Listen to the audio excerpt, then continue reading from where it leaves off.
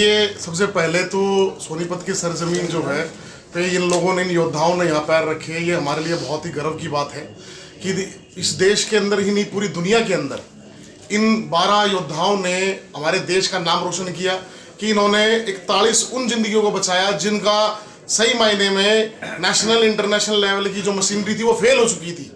लेकिन इन लोगों ने लगातार अपना हौसला बनाए रखा। इन्होंने दिखाया कि हम लोग जो है हिंदू, मुस्लिम, सिख, ईसाई किसी भी धर्म के नहीं हैं, हम सब के सब एक ही धर्म है, एक ही जाति हमारी कि हम भारतीय हैं। और हम देश पे जब भी कोई बात आएगी तो हम लोग एकजुट होकर लड़ेंगे और संघर्ष करेंगे। और यहाँ पे परिचय दिया इन लोगों ने। दूसरा, मैं सरकार से, हम दलित पिछड़ा शोषित आवाज मंच की तरफ से हम अपील भी करना चाहते हैं कि इनको कम से कम 50-50 लाख रुपए मुआवजा मिलना चाहिए और सरकारी नौकरी मिलनी चाहिए, ताकि इनको की जो काम इन्होंने किया है ये वास्तव में असराहनीय काम है। ऐसा काम जो वास्तव में कोई सोच भी नहीं सकता। जहां अमेरिका तक की मशीनरी फेल हो रही थी, वहां इन लोगों ने उन जिंदगियों को बचाया है। तो इनके लिए सरकार ने बिल्कुल सोचना चाहिए और इनके लिए 50-50 लाख रुपए मुआवजा के तौर पे प्रोत्साहन राशि और इनको सरकारी नौकरी दी जाए और भारत रत्न से भी इनको सम्मानित किया जाए। हम ये अपील करना चाहते हैं। देखिए, ये बिल्कुल सरकारों को देखना चाहिए, समझना चाहिए कि हमारे देश की जो मिट्टी है ना, वो हुनर को पैदा करती है। वो हुनर जो पूरी दुनिया के अंदर अपना नाम जो है, पूरे देश का, पूरी दुनिया के अंदर अपने नाम का डंका बजाता है। चाहे किसी भी फील्ड में हो, आप देखिएगा हर फील्ड के अंदर भारत के नौजवान अपना परचम लहरा रहे हैं।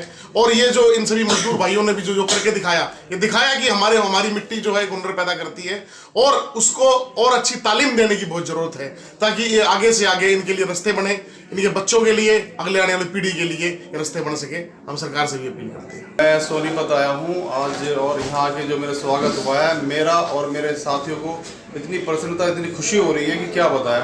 इतना इज्जत, इतना प्यार मिल रहा है कि हम क्या बताएं, इस बारे में कुछ बहुत बता नहीं सकते। दूसरी बात, वहाँ पर कष्ट, मतलब दिक्कतें तो बहुत थी, लेकिन जो हमारे लड़कों ने दृढ़ निश्चय किया हुआ था कि उन लड़कों को लेके ही आना है, और मैं मेरे लड़कों की बदौलत इन सभी से विजय पाया हूँ।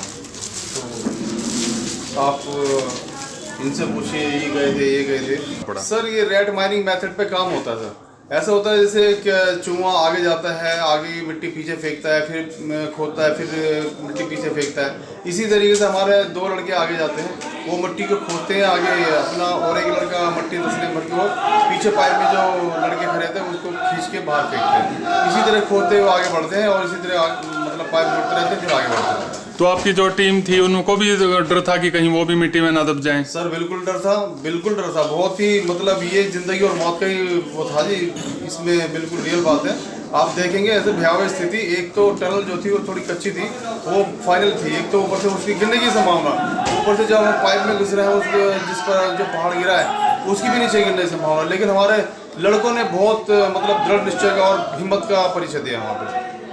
तो जी, इसका मैं बहुत बहुत शुक्र अदा करना चाहूँगा अपने देशवासियों का, अपने भाइयों का, कि मुझे इतना, हमारी टीम को इतना सम्मान, इतना प्यार दिया जा रहा है, जिसकी हमने कभी ज़िंदगी में कल्पना भी नहीं की थी। सर आपको? सर मुझे प्रोत्साहन के रूप में अभी 25,000 रुपये बीजेपी सांसद मनोज तिवारी जी आए थे और विजेंद्र सचदेवा जी आए थे, हमारी कॉलोनी में आए थे, वो हमें पुरस्कृत करके गए हैं। उन भी दे गए 5,000 कांग्रेस की जो आए थे कुछ नेता, उन्होंने भी दे के हमें गए हैं। तो आपकी मांग क्या है?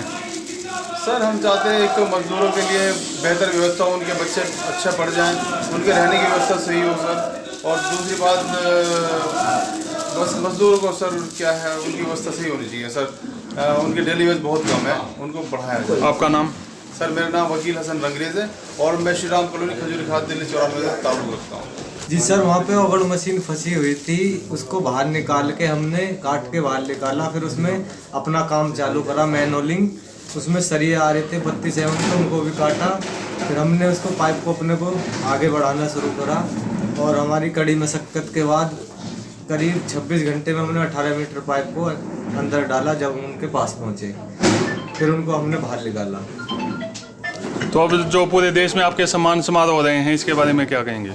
जी धन्यवाद करता हूँ सबका मैं, जो हमारा इतना स्वागत कर रहे हैं, वेलकम कर रहे हैं। बहुत अच्छी बात है, बहुत खुशी है हमको कि हमारे साथ इतना वेलकम हो रहा है पूरे देश में। नाम? मेरा नाम मोनू कुमार।